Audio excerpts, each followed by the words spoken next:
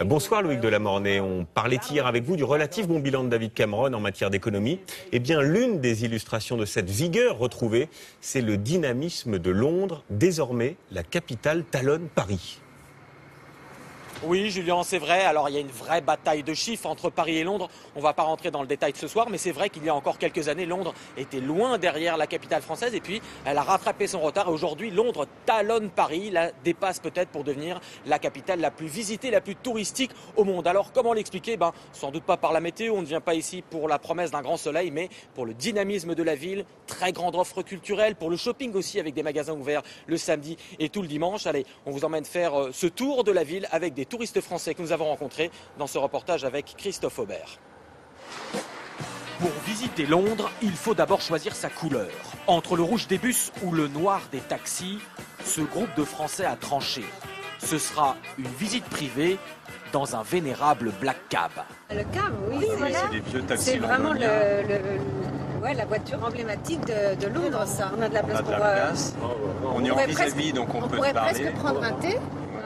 David Roulant, leur chauffeur, est français, installé à Londres depuis 24 ans. Il a longtemps été un taxi normal jusqu'au jour où...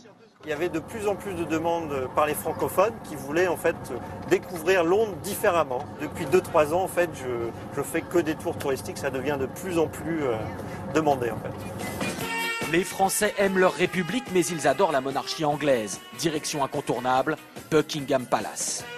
Chaque jour, des milliers de touristes et beaucoup de Français se pressent pour admirer la relève de la garde de la reine.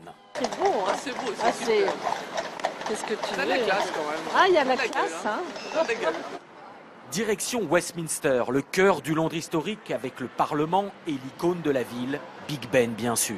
Pour avoir une vue imprenable sur la plus célèbre horloge du monde, cette famille a pris de la hauteur avec le London Eye, la roue géante. On essaye de voir le maximum de choses. Il y a tellement de belles choses à voir, les monuments historiques.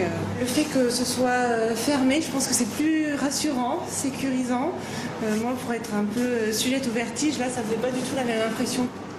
Mais aujourd'hui, les visites à la mode, c'est à l'est, direction Brick Lane et son marché de street food, des stands de toutes les cuisines du monde. L'offre est quand même assez hallucinante. T'as un Italien, un Cubain, ici un Éthiopien, derrière j'ai vu un Japonais, un Thaïlandais, il y a de tout. Et non, mais c'est un classique du week-end à Londres, j'ai envie de dire.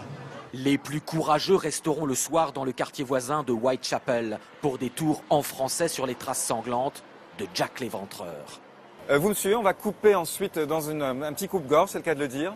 Ici, elle gît au sol, le policier s'approche.